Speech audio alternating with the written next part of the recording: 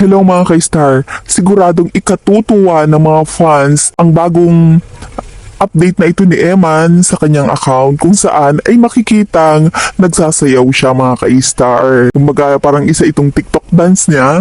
Nakakatuwa talaga, nakakamiss itong si Eman kasi simula nga nang umuwi sila doon mismo sa Antipas Cotabato to kasi yung although hindi nag-post si Eman kung nasaan talaga siya pero merong mga kapitbahay kasi mga ka-star na sumugod sa bahay niya na nagpapapicture kay Eman at yung setting nga ay dyan mismo din sa kanyang bahay sa Antipas, North Cotabato.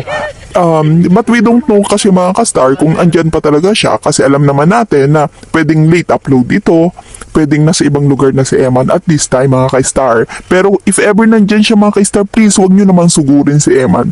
Hayaan nyo na mga ating my loves ay makapagpahinga din.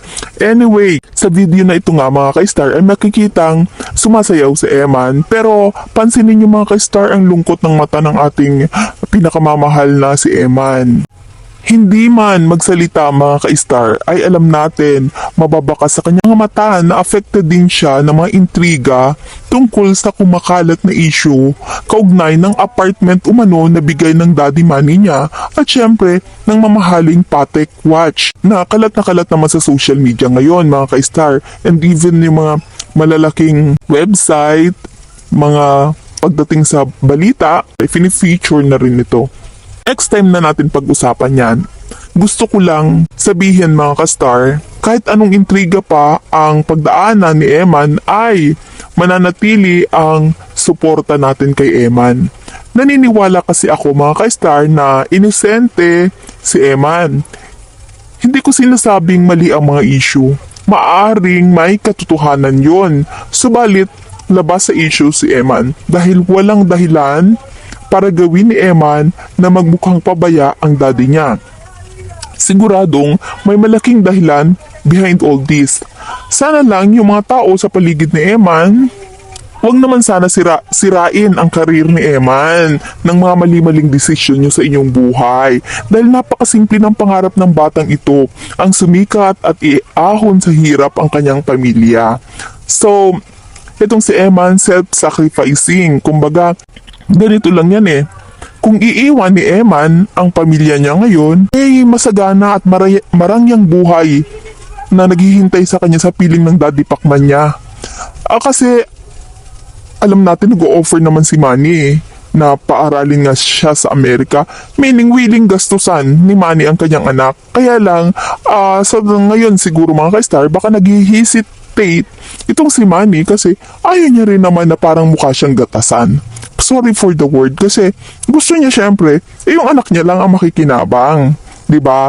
At willing naman yan, kaya niya naman buhayin buong angkan pero syempre yung pride ng tao na mabait siya matulungin pero ayaw niya naman yung feeling na naiisahan siya, 'di ba mga ka-star? Hindi natin sinasabing ganun, pero possible yun na maramdaman ito ni Manny kasi alam niyo mga ka-star, may mga kakilala akong ganyan, ordinaryong tao, katwiran nila, willing sila, yun lang anak, pero yung nasa paligid, mga kapatid, hindi sila willing sumuporta. So, hindi natin masisisi si Manny kung gano'n ang naging isipan niya.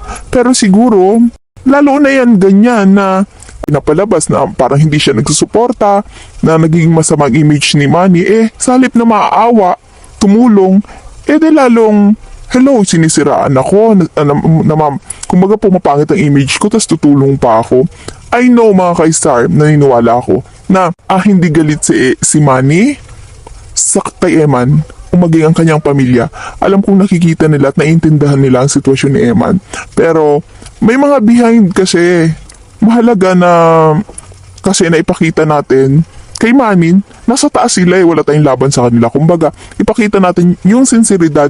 Siguro pag naramdaman talaga yung sincerity, yung totoo yung pagmamahal kay Eman. Kasi, alam niyo mga ka-star, eto, tatayan si Manny. Nabibintangan lang natin. Pero, tama naman yung point ng mga kamag-anak kung kayang mahalin ni Manny ibang tao, kaya niyang tulungan. Ano pa kaya yung anak niya? At si Eman mismo nagsabi na ramdaman niya mahal siya ng tatay niya. Kung iba ang pamamaraan ni Manny, hindi ito masyadong expressive sa kanya. It's because alam naman ng lahat kung anong kalagayan ni Manny. Meron itong original na pamilya. Pero it doesn't mean na hindi niya mahal si Eman. Lalo na ngayon, pinakilala na siya maging sa Pangulo at sa buong mundo na anak siya. Malaking bagay na yon. So, kailangan talaga na ma-work out yung relationship ng mag-ama. Huwag tayong humadlang. Huwag natin kuhanin yung credit na bumibigay si Manny tapos parang wala. Diba? Wala ako nakikitang reason para sirain ni Eman ang kanyang daddy. Mahal niya yan At alam niyang mahal niya ito. At saka, money is money. Hindi niya kailangang gumamit ng isang Eman para sumikat, para bumango ang pangalan. Established na yan Diba? Masasabi na lang natin, magpakabait na lang tayo lahat. Ayan. Eto nga yung sinasabi ko, mga ka-star, na pakiusap para sa mga kamag-anak ni Manny. Kumbaga, patuloy po sana nating ibigay ang pagmamahal at pangunawa kay Eman. Hindi criticism. It's because inosente yung batang ito dito sa issue na to Kumbaga, kung namamali-mali man si Eman, hindi natin alam kung orchestrated yung mga sagot niya or out of innocence lang talaga, kasi alam naman natin na syempre bagito yan sa showbiz aminado naman siyang namamali-mali siya minsan sa kanyang mga sagot dahil nga nagugulat siya sa tanong, so nakakasagot siya ng biglaan pero wala siyang masamang intensyon. And mga ka-star, alalahanin din natin na si Eman hindi katulad ng mga anak ni Manny na sa mamahaling school yan nag-aral. Si Eman, imagine mo at the age of 21 nag-aals. Yung supposed to be dapat college na yan. Again, hindi naman natin pwedeng sisihin si Manny, bakit di mo pinag-aral, di ba? Kasi may mga dahilan yan nagsusuporta naman si Manny. Ang tanong na lang, paano nyo hinandle yung pera? Dahil sa totoo lang mga kastar marami akong kilala dito na banana Q lang tinda, pero nakakapagpatapos ng medicines ng mga anak. Meron nga dyan, namamalimos lang nakapag-aral ang mga anak. So, totoo to mga kastar, hindi ito chismis. Kaya napaka-imposible ng isang Eman bako sa Pacquiao, anak ni Manny, tapos nag-Japan na naman. Bakit nandyan lang sa naka-ALS pa lang ngayon, di ba? So, may malalim tong talakayin na to mga ka-star. But meantime, dito muna tayo na natutuwa lang ako na makita si Eman. Bagamat malungkot ang kanyang mamata, patuloy kang magdasal, Eman. Things will be okay. I-wish mo kay Lord yung pinaka-best na wish. Yung hindi unfair sa lahat. Yung pinaka-best para sa sarili mo. And of course, para sa family. And remember that part of your family is Manny Pacquiao. Ang idolo ng lahat, diba? You're so lucky. Atin sa ating mga supporters ni Eman, mga kastar, patuloy natin siyang ipagdasal at ang kanyang karir, diba, na patuloy nating suportahan. And favor naman mga ka-star, please like and share the video. At sinasabi ko ulit na mahalaga sa amin ang inyong opinion, kaya comment down below, lalo na po yung mga payo at suporta nyo para kay Eman.